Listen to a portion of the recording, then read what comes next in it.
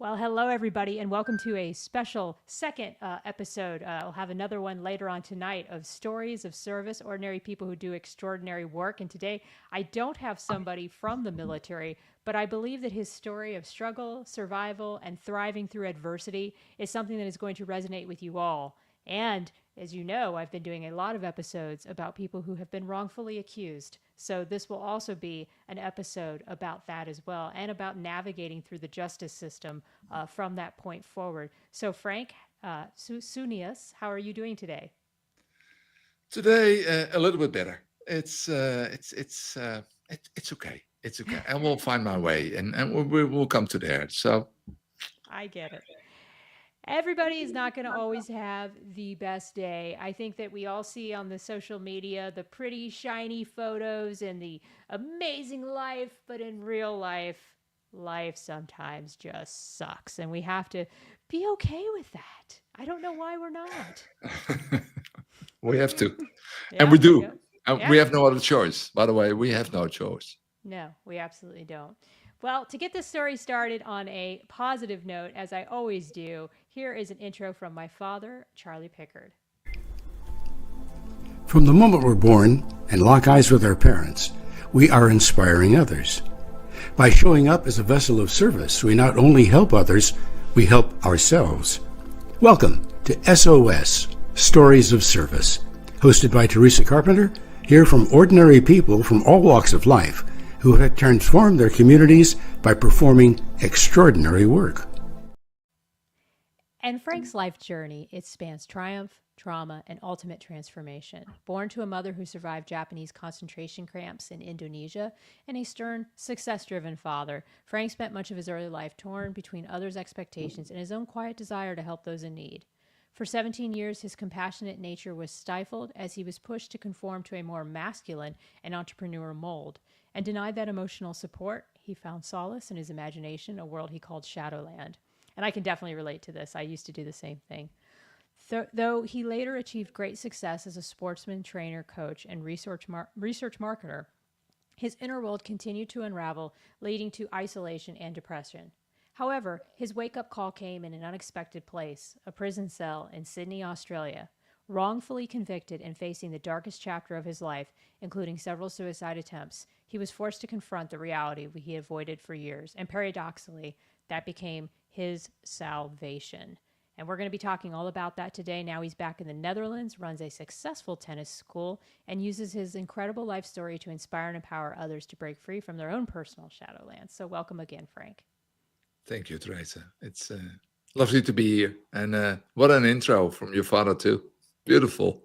Oh, thank you. I loved it. It's so true. You know, there are so many people. I always say when you speak and you see the audience, it's always for me the people in the audience who probably have the best stories, but they don't share them. And that's why I do what I do. I want those people to stand up and start. You know, suffering in silence. So many people are suffering in silence, but they have so much in them. So that's what I do. They do. They do. Everybody has a story, and there is a wonderful balance in how we share our stories to inspire others to do the same. I was watching something the other day about a podcaster who coaches other podcasters, Rich Cardona, and he talked about how it's not a trauma dump when you share your story. It's sharing it in a way that inspires others to do the same. And that is definitely an art. And as we grow as storytellers, I think that's something that we all have to focus on, is because it's really not about us. We're the vehicle to inspire others to do the same. So true. And that's why my book, and you will come to there, that's why my book, I wanted to write my book already for 25 years. But, oh, you got him too. Of course you got him. And for me, in those 4 years, I had to learn that the story is not for me anymore. It's not my story. It belongs to the world. And I had to make that mind shift completely, that I write it not for me anymore, but what can somebody else get out of this story? And that was so, yeah, it was difficult. To be honest, it was really difficult. You have written such an amazing book. Not only is the book so inspirational from the early days of your childhood and describing the relationship with your mother, but then just the way that you were constantly checking in with where your feelings were at any given time as you were going through the experience. So let's just kind of get started and give the audience a little bit of a taste of the book. Where were you born and raised? Amsterdam. That was my yeah, it was my place to be. But guess what? My father was director of Nestles, Unilever, and we moved so many times houses, and because where he goes, the children goes, and then that's what happened all the time. And Switzerland was his home base, and I loved the time in Switzerland, by the way, because it was a beautiful place. But yeah, Amsterdam and everything around Amsterdam. In the end, I started living in a small village close to Amsterdam, say 10 minutes, 15 minutes from Amsterdam, called Lens Lake. And there my life really took off. Yeah. And you grew up with a very loving mother, but a mother who was a survivor in her own right. Tell us a little bit about that. And I'm going to put you on full screen too as you talk. So I'm still here, but I just want the audience to see you. Okay. Um, I always tell this story. My mother was born in Indonesia. And when she was just born, her father found 3 little tiger cubs in Indonesia. And the mother was, they couldn't find the mother. Probably he was killed.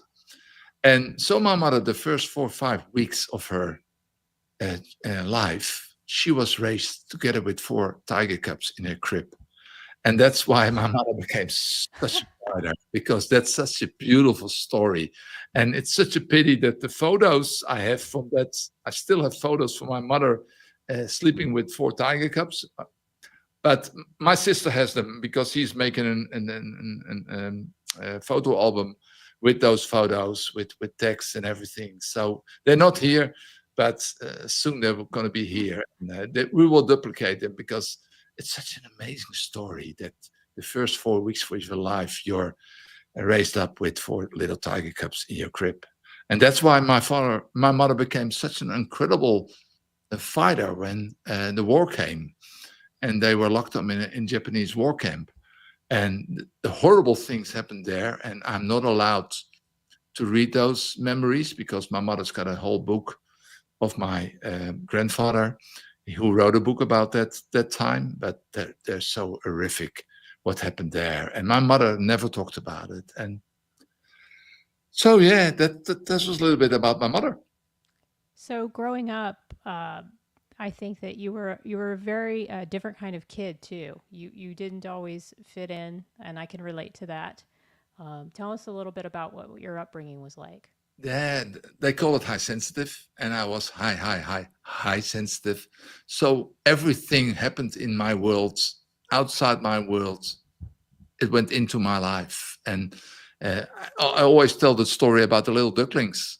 I always saw little ducklings alone in the water.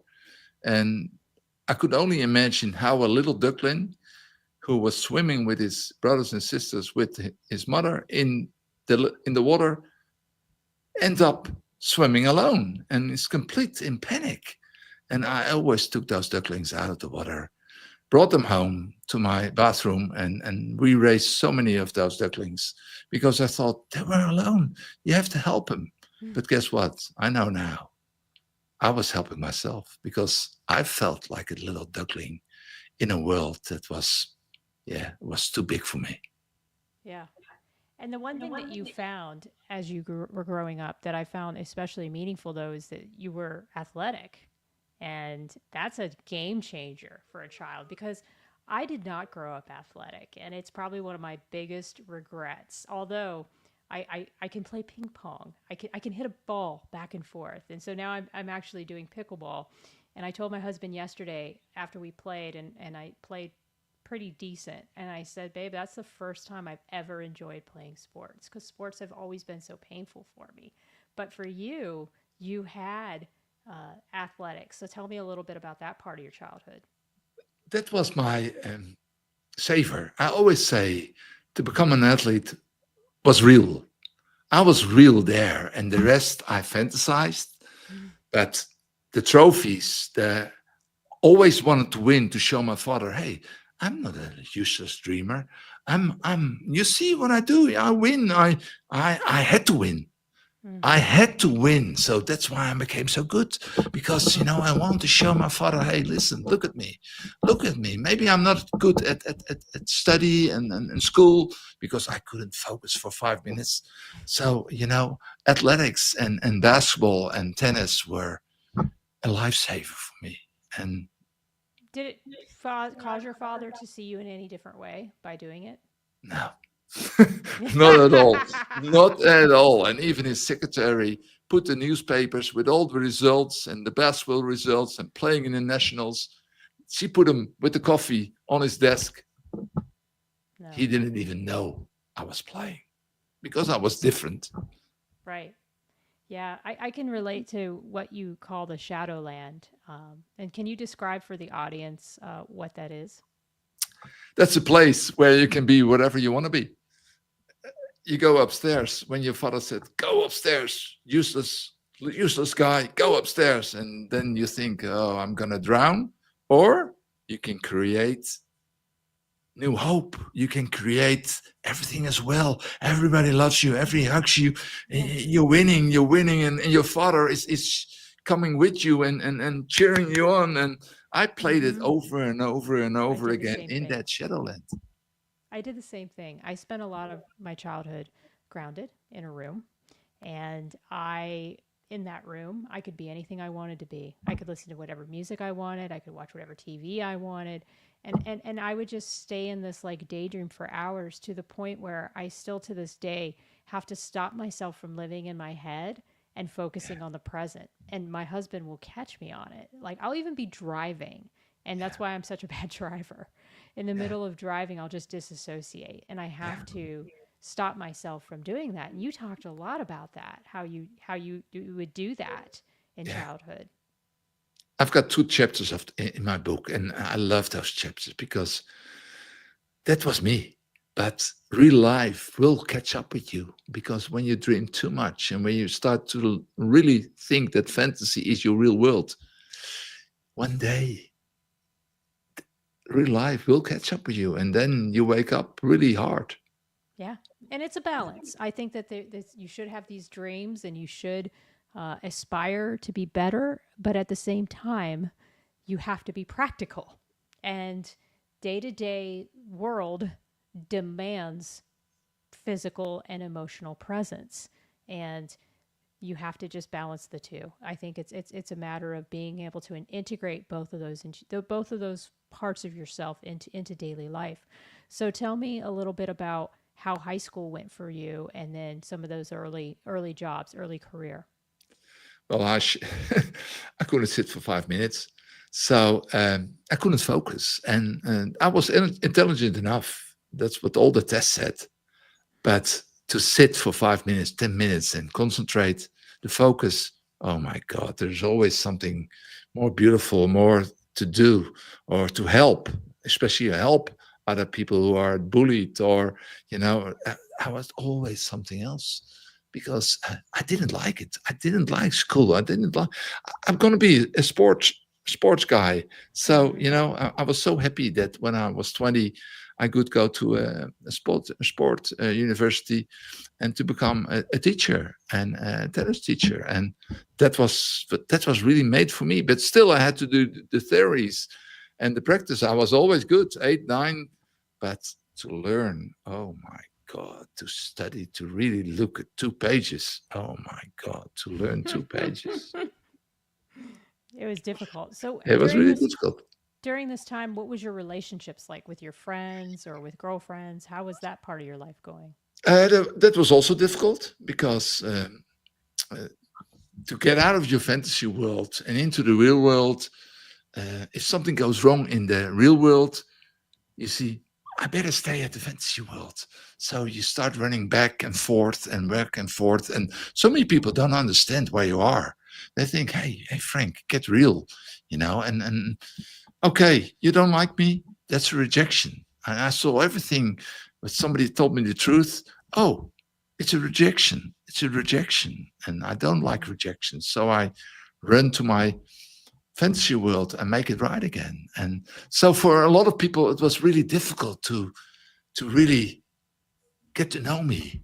But the people who took the time to get to know me, they they saw the real me, and I think they liked the real Yeah. Frank. How many years were you working before the law enforcement issues started to happen? Um, Everything went well. I became, of course, a successful basketball player, and when that was not that good anymore because age is catching up with you, you start to coach more. I coached already when I was 17 years old, and my teams were always winning. And because of one thing, I was not the best teacher, but I made my people, better than I showed them to get the blockage out and be who you want to be. And if basketball is your thing, when tennis is your thing, it will come with you because you believe in that. Mm-hmm. So I'm not the best trainer, technical, but I was always the one who give you the confidence to be who you want to be. You were And somebody who motivated, who inspired. yeah, when you're the tennis player, the tennis is already in you. I only have to put the switch on and you will start winning. And then everybody says, "Oh, you're such a good trainer." I thought, I did nothing. But they start to win. They start to win. And they did it all by themselves. And I always said, "You did it. I didn't do it. I didn't do anything." And they said, "Oh, you're amazing." And then you get the phone calls. "You want to do this? You want to do this? You can make that money." And I thought, it was so natural for me to do that because I could feel what you needed. Because when you're high sensitive, you can sense that and take it away, and somebody starts to flourish and Right. win. Yeah.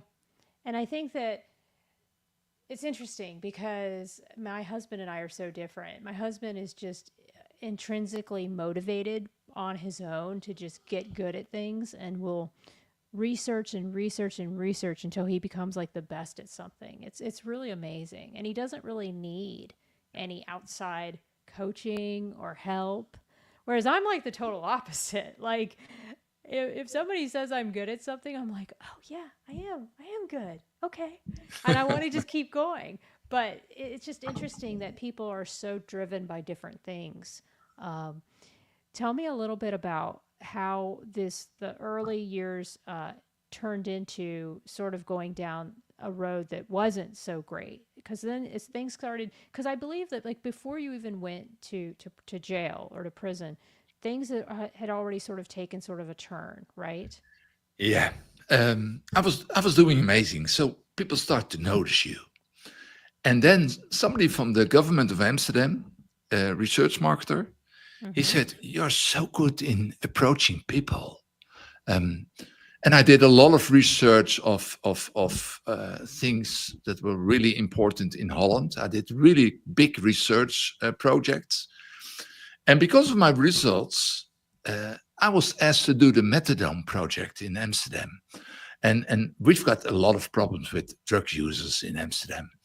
So they had a solution for drug users. It's called the methadone project. And what they want from me is to interview 80 people who were using methadone as a substitute of heroin for already more than 5 to 10 years. And they want to see what methadone was really doing with them. And of course, I said, "Oh, yeah, I love to do that. Let's do it." But there, I overstepped all my boundaries because drug users are not sport people. They don't want to get better. They only want one thing: to go to the next shot, to get away from the pain. Yeah. And I thought, I'm a winning coach. I can help those people. And I start to coach those. I start to help them. And guess what? The results were not there anymore. And I thought, oh my God, I'm a failure. You see, my father is right. So I started to work harder and harder and harder. And nowadays, 30 years later, they call it burnout.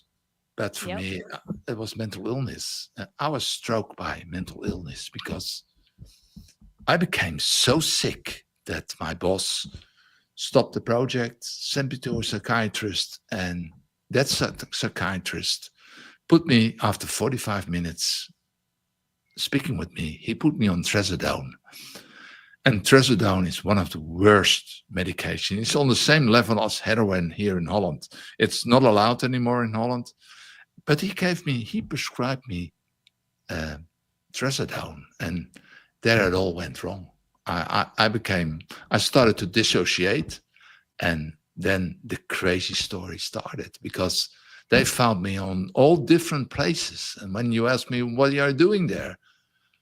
I could only say, well, I don't have a clue. And that's what dissociation does with people.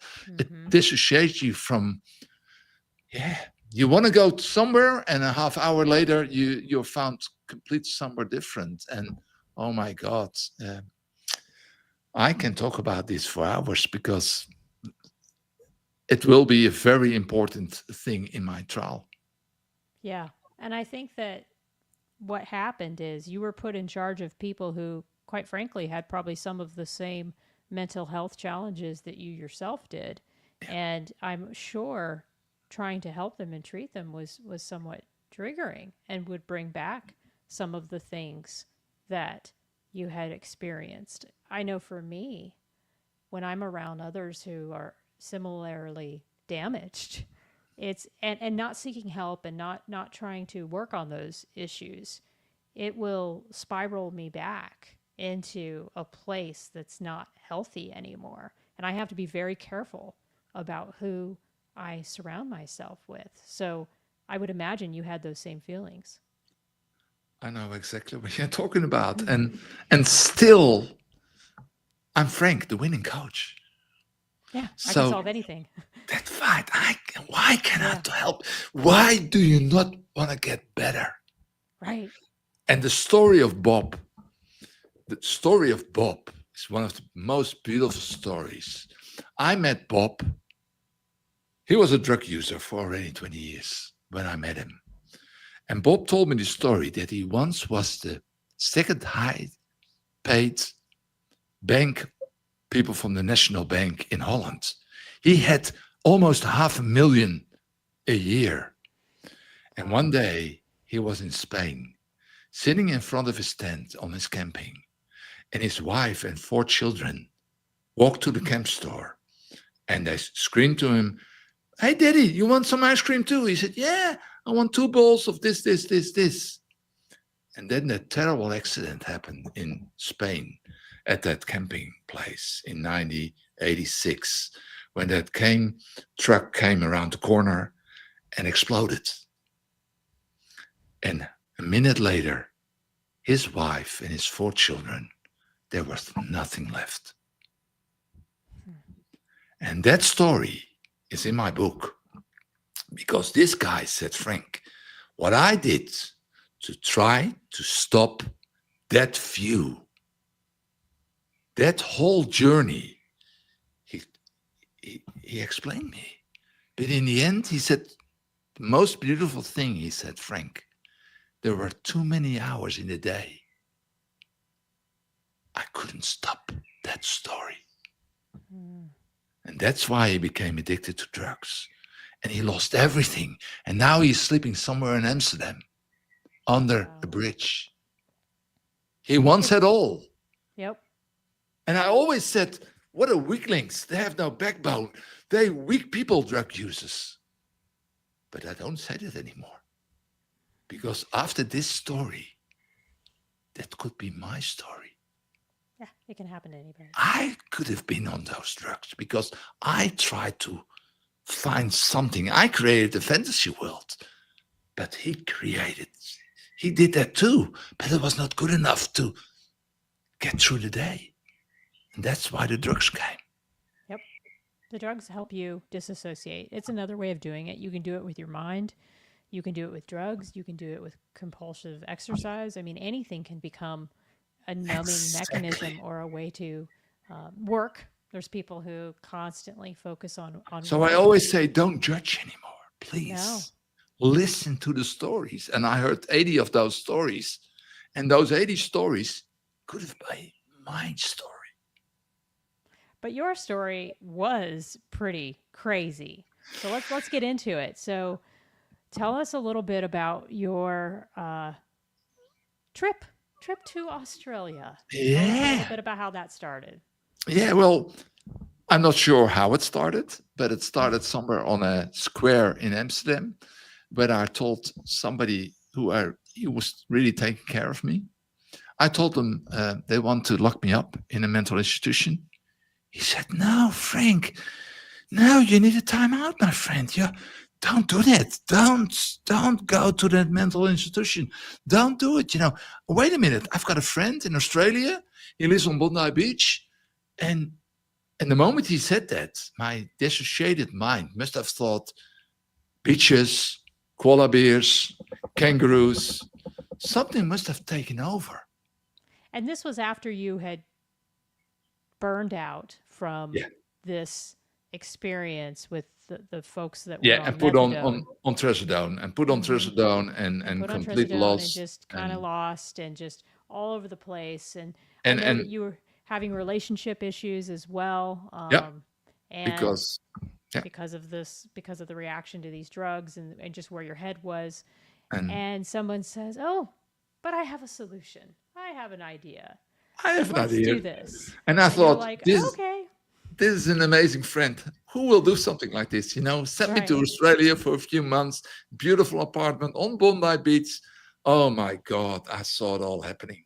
This is going to solve everything. This Okay. gonna solve, but what I forgot, you bring them your troubles to Oh, yeah. wherever you go. No, exactly. You can't move your troubles away. And I always think that's really interesting because I see a lot of articles from older women who are single, and it's always on Business Weekly or something about how they divorced their husband, left their kids behind, and moved to Peru. And it's got this beautiful thing of someone like, so happy and just doing all these great things. And I'm like, no, anywhere you move, you're still you, unless you fix the things that were wrong. So anyway, but you thought, okay, I'm going to go to Australia. With And- a big green bag of medication for 3 months. And then the story started, and it became crazier and crazier because I end up in Australia, and maybe you know the program Border Security. You can see it on television. You see Australia, and you see all the cameras, people arriving in Australia, and they get questions. Right. And that's happened also to me. But I was waiting for my suitcase, and guess what? All the suitcases were already at the passengers, but my suitcase didn't come. So I wanted to walk up to the customs. Then somebody who I met in the plane came to me. He said, "Frank, hurry up! You can come with us. You don't have to take a cab. We can put you to your holiday destination." I said, "Well, my suitcase is not there." She said, "Oh, wait a minute." And that moment, the belt start going again. And guess what? There is a suitcase, open, some clothes out.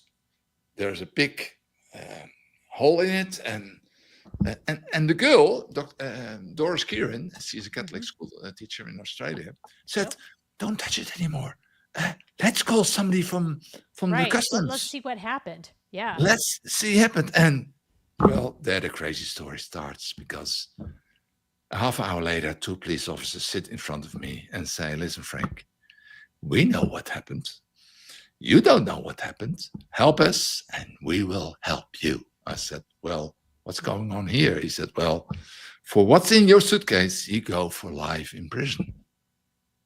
And you're thinking to yourself, all I have is medications. All I have is my I said, give me mental my health backpack. medications. Give me another tablet, because this is not true. These things were not in my suitcase. This is not in my suitcase, and it does not belong to me. Well, I did help them. It's all in my book. I all helped them, but it didn't work out. The cameras were not working. Magically. They didn't work. 127. and they will be my evidence in my court case, because when 12 juries will see that I reported my suitcase to the customs, they will say, or he is sick, or he is, what's going on? He's a stupid criminal. So, and that's what I did. In the end of my trial, there were two questions. Can we see one more time the evidence when Frank Soonius came in? And the judge had to say, well, I will show you, but they're not there. And the judge accepted that. The prosecutor said, I cannot show them because they're not there. But we've got the customs, we got the swearing testimonials. And they all said, Frank came to us and told us his suitcase is broken. So it was all there. But still, a picture paints 1,000 words. If you can show, they would say, oh, he didn't do it. And the second question was, can we give a verdict with a recommendation? Can we say, he's maybe guilty, but where is he guilty of? Of being sick or trusting his friends or, and the judge said, yes, you can give a recommendation. The end result, guilty without any recommendation. That's just crazy. So what I don't know if I caught this in the book. What do you think happened? Like, how did this? Oh, I know exactly what happened. When you check in, you cannot check in 30,000 tablets. There is no airport where you can check in 30,000 tablets because somebody is sitting behind that screen. And even if you have water or a little bottle, you get picked out. And this was your checked baggage. This was not carry-on, right? Or was this carry-on? Was this something? This wasn't a baggage that you carried onto the plane. No. This was checked baggage. That was checked baggage. Okay, got it. So they would have seen it. At 30,000 tablets. I know how it looks like on an X-ray. Mm-hmm. Okay. It's really straight. 30,000 tablets it's really straight. And I've got the photos here. I got everything here because I have to go over it again because now England don't want to let me in. So I had to go to the hall. You have to relive this once again. Once a criminal, always a criminal. So, okay, let's go back to it. You go to check in. Your luggage is fine, or it would have been caught. At what point do you think your luggage was compromised? The moment it goes through the X-ray, some customs people changed the Samsonite complete setup suitcase. They put the clothes in the other suitcase, and it goes into the plane. And there were 6 bags like that in one plane. Only one, but because they put 6 kilos in one side, it was throwing the suitcase. Something must have happened with the suitcase because it was broken. Wow. And that's why I reported it. And it happens every month a few times because the customs here are changed like the color in the TV screen. There are so many. So basically somebody else smuggled it and your I know who did it. And we know who did it and who was waiting for it. We know everything, but that was a little bit too late for my trial because in the book they tried to offer you a deal. They tried to say, okay, if you tell on so and so, we'll reduce your sentence. And they even let me go. I only had to say the girl who visited me at the hotel, the pills were for her. So I had to say to her, she asked for the pills, they're hers. And now, 20 years later, I know she was involved. Her father had set up the whole organization with the customs and everything. And she was promised a new Mercedes-Benz and an apartment in Sydney, and she was into it. But I didn't know that. I couldn't say. And was customs in on it too? 100%. You don't know. I know they were into it. Know. But the Dutch ones were involved. Oh my God. They just wanted a fall guy. They wanted a scapegoat. You know, that's how a lot of these things work. I mean, I've been doing a lot with this issue of false accusations within the military, so much so that I'm even adding a guest tonight on the show that I was going to have much later. But because this issue is just so horrifying, and then I just can't believe that this actually happens. They need people need someone to pay, and that's what sounds like happened because it was detected. If it hadn't been detected, no big 100%. deal. 100% you would have been. But because it was detected, someone had to be a fall guy. And they found an innocent person to be the fall guy. And I Okay. was, listen, they could have asked me anything. It's really funny when I say the guy who sent me to Australia, if he had said, hey, you're going to bring 30,000 tablets, are you okay with it? I'm really scared what my answer should have been, because I want only one thing, is to leave Holland, because I was so suicidal. I was Right. so under the medication. I didn't care. If he They had might have told done it. me, I probably would said yes, but they But you didn't. didn't know. So I didn't know. Wow. Wow. That's crazy. So how It's long more did than crazy. how long did you so you go to prison, and I hear that from people who have been to prison, it's its own game in and of itself, from the political games that people play and all those things. So you had to endure all of that, I take it.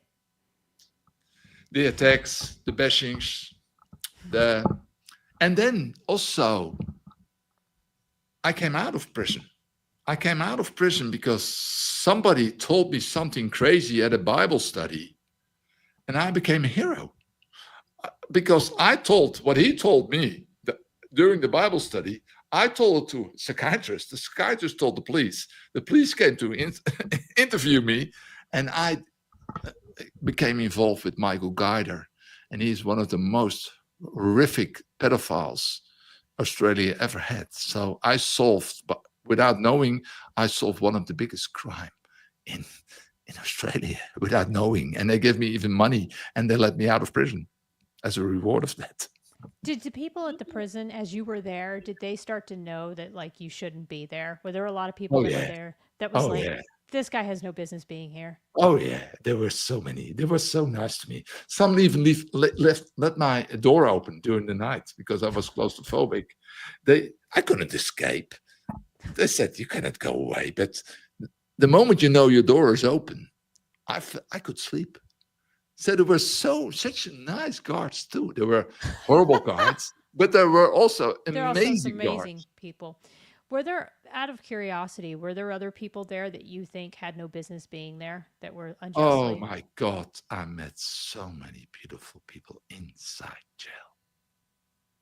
Like people that I'm, you think did not commit what they were being accused of? maybe they Maybe did to a something degree. stupid, Right. but they should not been there for what they done. And not as long as they were No, there for what they exactly. did. That's exactly. Some people were desperate that they did something stupid, but I also met people who always said to me, I didn't do it, Frank. And I believed them. Hmm. I believed them. And I still have contact with a few of them. I'm still in contact with a few of them. Hmm. How many And years were you there? 4 years and 2 months Wow. altogether from an 11 years sentence. And the day that you were told what you were told, did you know as you were being told it that this was going to be the thing that was going to just change the course of the rest of your life and how things were going to turn out? You mean my release? Yeah, like did you know when that person told you what they told you, did you think, "Oh my god, like what does this mean?" That's sort of a turning point. Oh, the turning point was the 9th of August 2000, one day before the Sydney Olympics. I had to hurry up because they're going to close the airspace, Mm-hmm. and they have decided to let me out. And there was a call on the intercom. Frank Soonius, pack your stuff. And then you know the drill. You put your stuff in one big box. You stand behind the line and the door opens. You get the change. And, but this time the door opens and there's a big guard, blonde woman. And she said, with a big smile, Frank, you deserve this so much. It's your lucky day. I said, what do you mean? You're going home. I said, what? You're going home. You only have to sign here. And in 2 hours, you fly to Amsterdam. And that story is still, till the day, I can see still the drops on the paper, writing my release papers and sent back. And my mother didn't even know I was coming. So the next 24 hours, they had to organize everything because I was let out and nobody told me why. And still till today, I don't know why they let me out after 4 years and 2 months. Wow. So you get out of prison, and now what's next? Yeah, that were the most horrible, even more horrible than the time in prison. The first 4 or 5 months outside prison, I didn't have a clue. Yeah. I was all over the place. I was complete lost. I was homeless. I had no money. And yeah, there the story really starts again. Yeah, because you got to rebuild. You got to rebuild everything that you've lost. No food. I had 3 times food a day and a place to sleep and I had to organize it all. And oh my God. How'd you find work? What'd you do? That was such a beautiful story. And maybe one day you'll read it in the book. Somebody saw me walking and she recognized me and she said, Frank Soonius, are you there? I said, who are you? She said, I'm Suzanne. I'm one of your pupils. 4 or 5 years ago, 6 years ago, I was on your tennis group. Oh, I said, wonderful. And she said, Frank, we've got a new tennis school. What are you doing at the moment? I said, well, I'm on sick leave. Leave me alone. She said, no. You have to come to our new tennis school because we need the best. We need you. And we need you. And guess what? I was the new tennis teacher for the next 17 years. That's universe. Wow. Universe always puts you where you belong. I love it. And then did you say to yourself, because you had already started to write the book while you were in prison. I remember reading that part of it where you were starting to kind of think about what the outline of the book was going to be. Living in Shadowland. Yes, that was what you called it originally. Living in Shadowland is the third. There are 13 pages.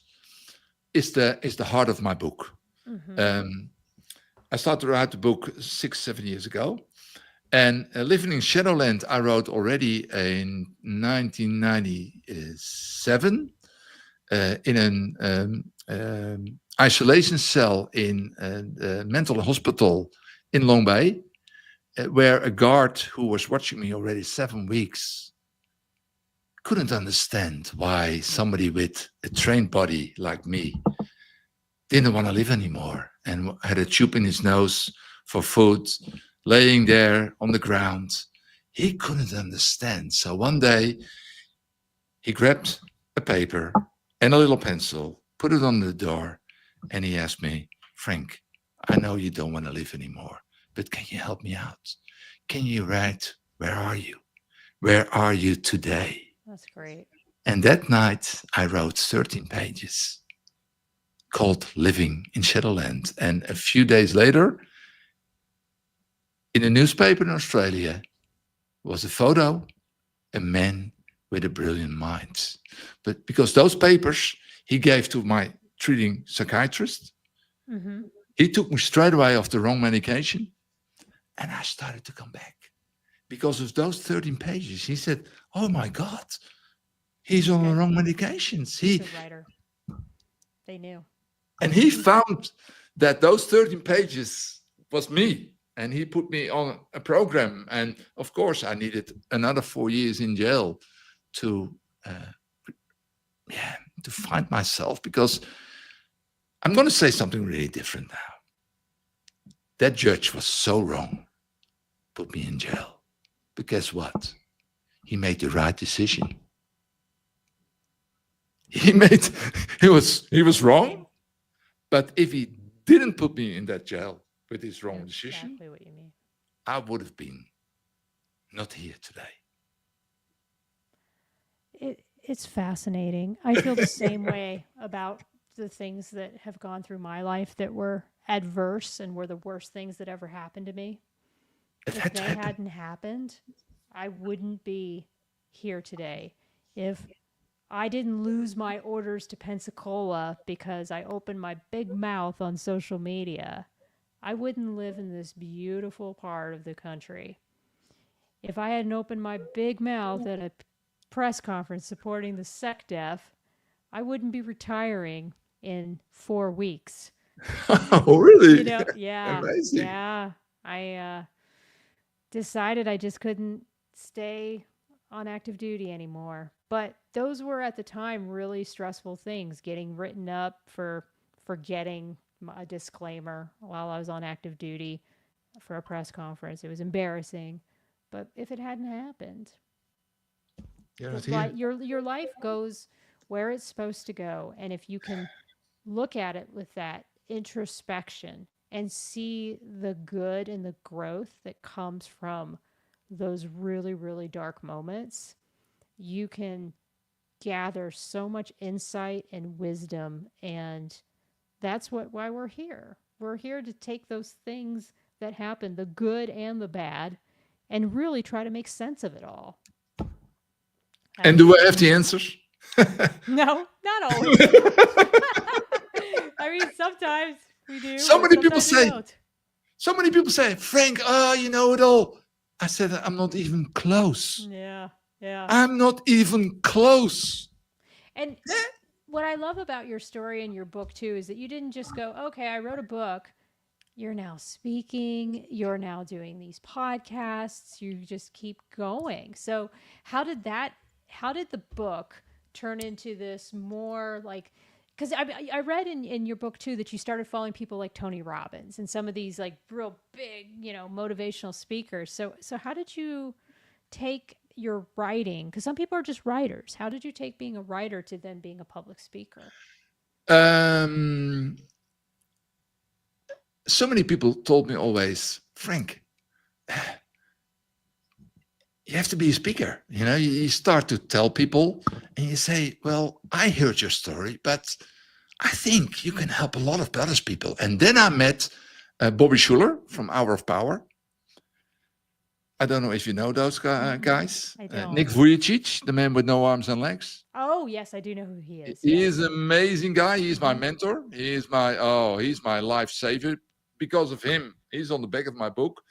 He is the really mentor of my book. And he told me it's your moral obligation. Frank, it's your moral obligation to start sharing your story. I said, are you out of your mind? Do you think I'm going to overstep my boundaries one more time? No way. No way. Guess what?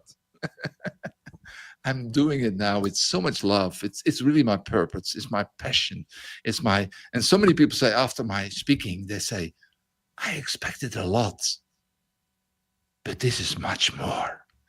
This is so much more what you give away, Frank. Please keep doing it. And Nick and Bobby Schuller and all those big guns, they all say, your story is even better than my story. Nick said it to me. He said, Frank, I've got no arms and legs, but you've got a problem, my friend. I said, what do you mean? He said, you've got arms and legs. If you want to become a speaker and you want your stadium to be full, if you have no arms and legs, they all want to see you. But you don't look normal, so they don't know what's coming. But for me, I get always full stadiums and full audiences. But you look too normal, my friend. You've got arms and legs. And I had to get to know that. I had to. Yeah, it's really hard to believe that somebody said to me, your story is much better than my story. I only had to learn to I learn. know. It's hard to take that in. It's really hard. Especially when you're looking at somebody who has gone through and obviously overcome so much to get to where they are. For them to tell you that, but that's such an honor for them to see that and to understand what you're doing. And I forgot to say, you do have somebody on here too that says Chuck Borden. Chuck, he's amazing. great to see you. And he said, He is a also, stuntman. He is a stuntman in more than 400 big movies. Mhm. And now he wants to make a movie from my book. Oh, that's wonderful. I love it. I mean, He wants to make a, and we're gonna do it. We're gonna do it. Chuck is so convinced we're gonna do it.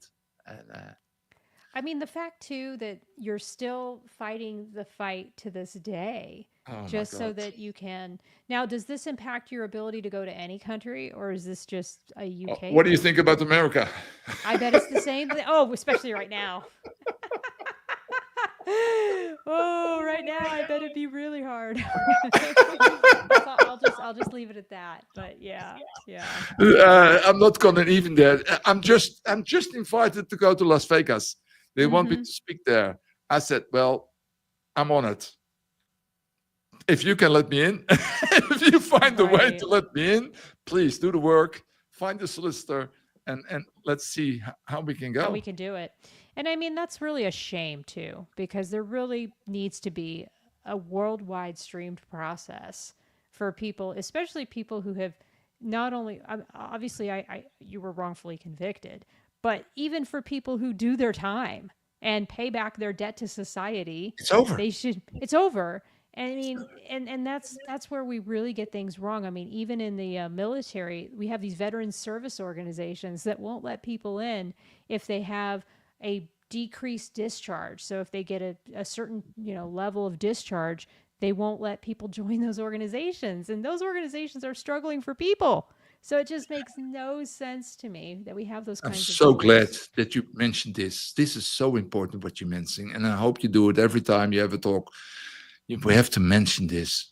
People they can be rehabilitated.